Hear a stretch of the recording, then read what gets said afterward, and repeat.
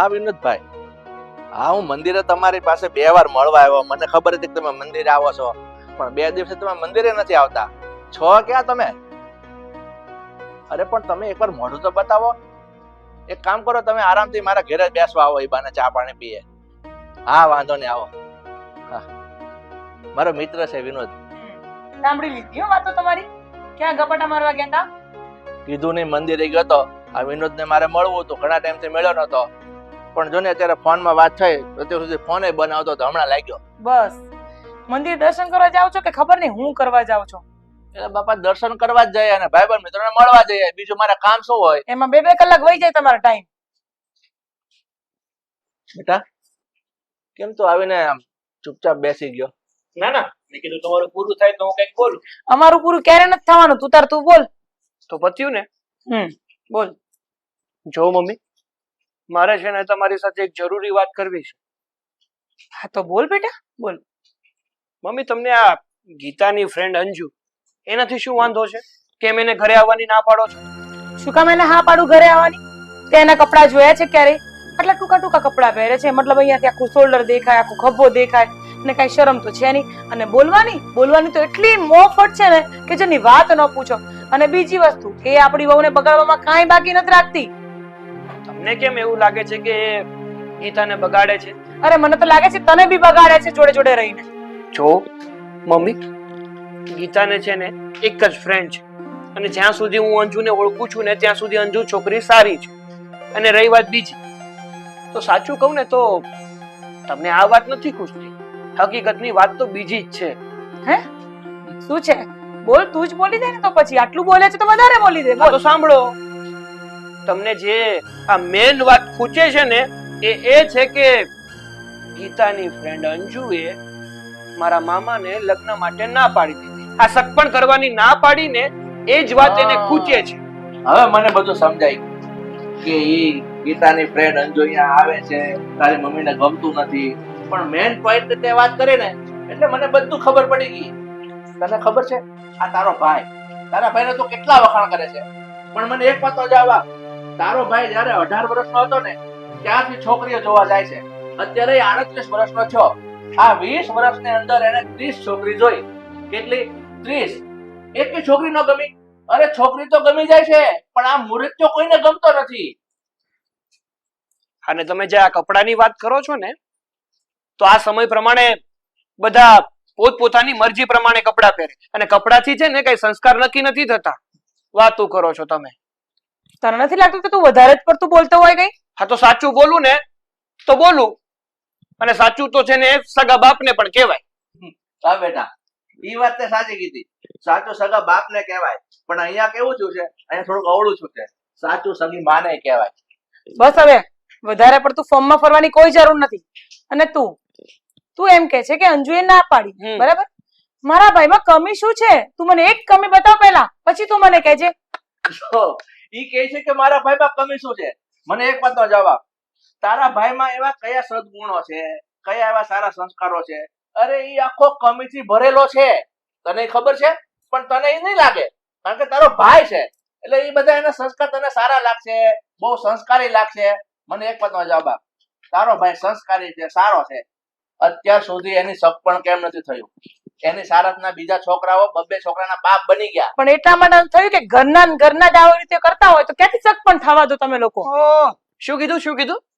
અમે લોકો નડીએ છીએ એમ? હા. અરે જો મમ્મી, જો છોકરો સારો હોય અને સંસ્કારી હોય ને તો કદાચ ને એની પાછળ ખરાબ બોલવા વાળા ગમે એટલા હોય. છોકરાના સગપણ પણ થાય છે અને એના લગ્ન પણ થાય છે. અને રહી વાત મારા મામાની, ઉંમર જોઈ છે એની? હા, 38 ઉપર થયા છે. થોડાક સમયમાં 40 વટી જાય. અને અંજુ બિચારી નાની છે, અને એ આ પાડે. એની જગ્યાએ કોઈ બીજી હોય ને તો એ આ નો પાડે. પણ તું સગા મામા વિશે બોલે જરાક ભાન તો રાખ. એને ભાન કાંઈ નથી રાખવું. તું સમજી જા ને. તું થોડીક તમે જ બગાડો છો બધું. મને હવે ખબર પડી ગઈ છે તમારા બંનેની. એક તો મામાને કામ ધંધો કઈ કરવો ન હોય, મહિનામાં 15 દી અહીંયા પડ્યું રહેવું હોય, અને પાછા કહો છો કે મામા તમારા, એટલે કે મામા મારા હારા છે. જો મારે છે ને તમારી યારે કોઈ મગજમારી નથી કરવી. મારું ખાલી એટલું કહેવું છે કે અંજુ છે ને આપણા ઘરમાં આવશે, કારણ કે અંજુ એ ગીતાની ખાસ ફ્રેન્ડ છે, અને એની સિવાય બીજી કોઈ ગીતાની ફ્રેન્ડ પણ નથી, અને અંજુ જેવી સંસ્કારી છોકરી પણ કોઈ નથી. તું આ બૈરો ગેલો થઈ ગયો છે, બૈરા ગેલો થઈ ગયો છે. તમારે જે સમજવું હોય ને સમજો. મારા ભાઈ વિશે ગમે તેમ બોલી જાય છે અને તમે સાંભળ્યા જ કરો. તમારે સાંભળવા છે, બીજું કઈ નથી કરવાનું. પણ સાચું એ સંભળાય, ખોટું ના સંભળાય. હા. અને તું તારા ભાઈને ઉપરાણો જ લીધા કરે છે, પછી આ છોકરો કરે શું? હા તો લઈશ જ ને, મારા ભાઈની હું એકલી હતી. હા તો લઈશ જ ને, મારા ભાઈની એકલોતી બેન છું. તમને તો કઈ મળતું નથી મારા ભાઈનું.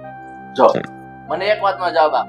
તારો ભાઈ છે ને મારો દુશ્મન નથી, ઈ મારો સાળો જ છે. દેખાય છે મને તમે દુશ્મન બનાવ્યો છે એને, બીજું કઈ નથી આમાં. તારે તારું જ ચાલુ રાખવું છે, તારા ભાઈના જ ગુણ ગાવા છે. મારો ભાઈ જેવો કોઈ તમને મુરત ક્યાંય ન મળે. આ મારે બીજું કામ યાદ આવ્યું, હું મારું કામ પતાવું છું. તું તારા ભાઈના ગુણગાન ગાયા. પણ મારા ભાઈ વિશે સાંભળી તો જાઓ. નથી સાંભળ્યું. અરે વાહ, હમણાં તમારા કોઈના પરિવારની વાતો કરવાની હોય ને તો મારે બધું સાંભળવાનું. મારા ભાઈ વિશે તમારે કઈ નથી સાંભળવું. એક આમ જાય ને એક આમ જાય, બધાય વહી જાય. ખબર નહીં હું એકલી એકલી બબડ્યા કરતી હોઉં છું. પણ છે તો મારો ભાઈ બહુ જ સારો, કોઈની વાતમાં નથી આવવાની ના હોય.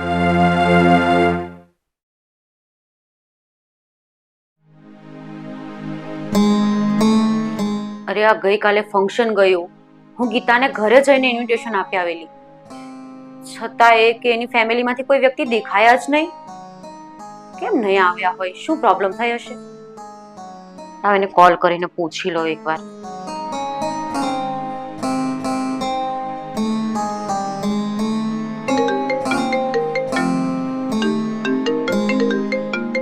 અંજુનો ફોન. હેલો. હલો ગીતા. હાય. અરે હું એમ કહું છું કે હું તને ઘરે આવીને ઇન્વિટેશન આપી ગયેલી, છતાં બી ફંક્શનમાં કોઈ ના દેખાયા. કેમ ના આવ્યા? અંજુ સાચું કહું ને તો મારા સાસુએ ના પાડી હતી મને. પણ કેમ? શું કામ? જો તું ખોટું નહીં લગાડતી, પણ મારા સાસુ તને સારી નથી સમજતા. આઈ મીન આ તારા ફેશન વાળા કપડાં પહેરવાનું, ખુલ્લા હેર રાખવાનું, ફોન રાખવાનો, અને તું આ બધે એકલતાથી મતલબ સારી લાઈફ જીવે છે ને ફેશન વાળી, એ મારા સાસુને ગમતું નથી. અને ઉપર જતા કાલે જ્યારે આ વાત થઈ ને ત્યારે બરાબર ના મારા મામાજી ટપકી ગયા અને એમણે આખી વાતનું બતંગડ કરી નાખ્યું. પણ ગીતા કેમ? શું કામ હું નથી ગમતી? અને તે દિવસે તો તું એમ કહેતી હતી કે તારા ઘરના બધા જ સભ્યો સારા છે, તો પછી આ બધું શું છે? અચાનક શું આ બધું? હા સારા જ છે, સારા જ હતા ને સારા જ રહેશે. પણ સાચું કોઈએ જો આમાં ઘી નાખ્યું હોય ને આ આગ વધારવામાં, તો મારા મામાજી એમણે તારા વિશે ચડાવ્યા ને એટલે મારા સાસુ બોલતા હતા. અને મને દુઃખ જ એ વાતનું લાગ્યું કે મામા બોલે તો સમજ્યા, પણ મારા સાસુ તારા વિશે જેવું તેવું બોલતા હતા ને એવું સાંભળી પણ નહોતી શકતી. મને ખબર છે ગીતા, તારા મામાજી વિજયની નજર મારી ઉપર પહેલેથી જ ખરાબ છે, અને એનું તો કામ જ આ છે બધી છોકરીઓને ભોળવીને પટાવીને ખબર નહીં શું શું કરે છે. અને એને એવું છે કે હું પણ એની જાળમાં ફસાઈ જઈશ, પણ એ ભૂલી રહ્યો છે કે દર વખતે જાળમાં ભોળી પાડેવડી જ આવી જાય એવું નથી હોતું. હું એની જાળમાં નથી ફસાવાની, એને હું બહુ સારી રીતે ઓળખું છું. અને મેં એને જે ના પાડી ને, બસ એ જ વાત એની આંખમાં કણાની માફક ખૂંચી રહી છે. જો હું બીજું તો કંઈ નહીં કહી શકું, પણ મને વિશ્વાસ છે કે તું બહુ સારું કામ કરે છે. તું એકલી રહી છે છતાં બી બહુ સારું કામ કરીને પ્રગતિ કરી રહી છે. પણ પ્લીઝ હા, મારા ઘરનાની વાતનું ખોટું નહીં લગાડતી. સારું ચાલ, આપણે હવે પછી વાત કરીએ, કોઈ આવી જશે. જય શ્રી કૃષ્ણ. હા હા ઓકે, કઈ નહીં, સારું ચાલ, જય શ્રી કૃષ્ણ, મળીએ પછી. હા બાય.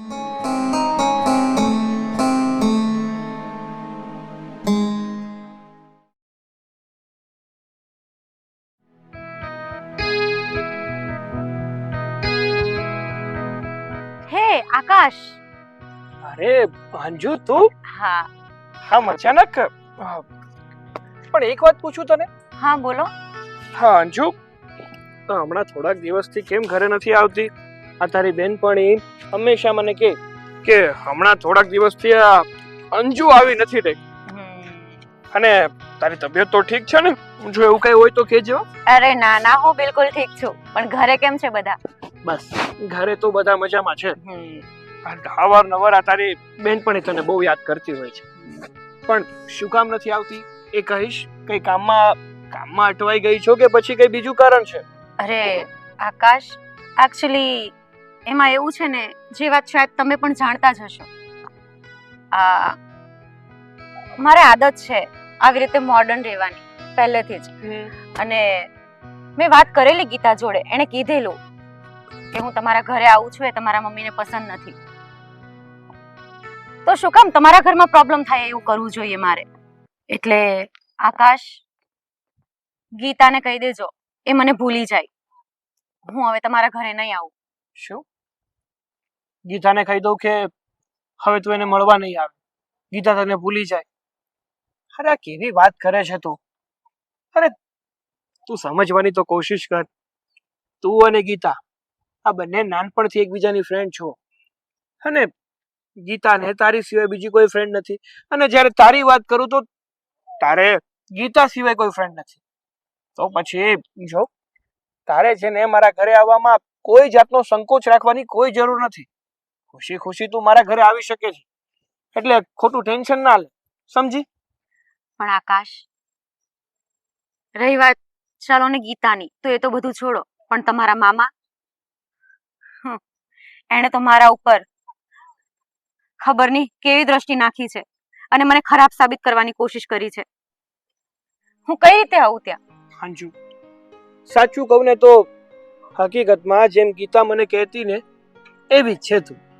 જો મારી વાત સાંભળ, તું છે ને ખોટે ખોટી ચિંતા ના કર. અને રહી વાત મારા મમ્મીની, તો મારા મમ્મીને હું સમજાવીશ, એમને વિશ્વાસ અપાવીશ કે એ જે સમજે છે ને એવું કંઈ જ નથી. એના મગજમાં માત્ર ને માત્ર ગેરસમજ છે.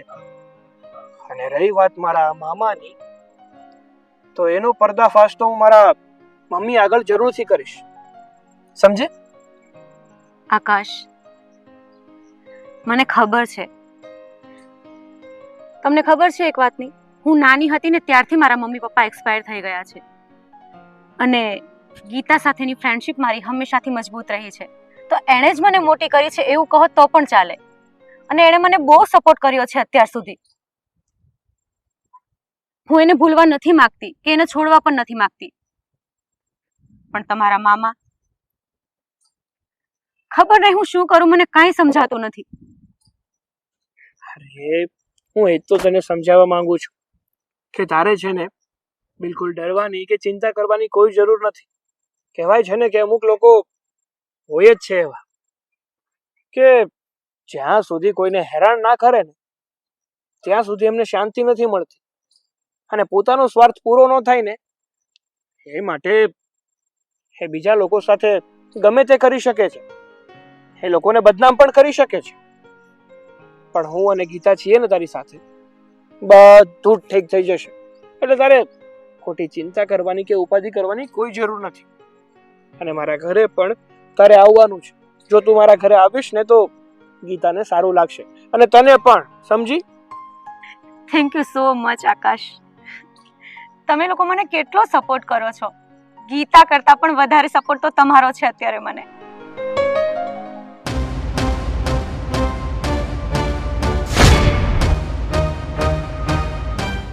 અરે અરે અરે તું તો ભાવુક થઈ ગઈ. જો એટલે જ હું કહું છું, તારે છે ને ચિંતા કરવાની કોઈ જરૂર નથી. હું ગીતા સાથે વાત કરીશ અને મમ્મી સાથે પણ વાત કરીશ, એટલે બધું ઠીક થઈ જશે. ઓકે? સારું, તો હવે મારે ઓફિસે જવામાં થોડું લેટ થાય છે, તો હવે હું નીકળું. હા હા શ્યોર. ચાલ, જય શ્રી કૃષ્ણ. ઓકે, જય શ્રી કૃષ્ણ. બાય.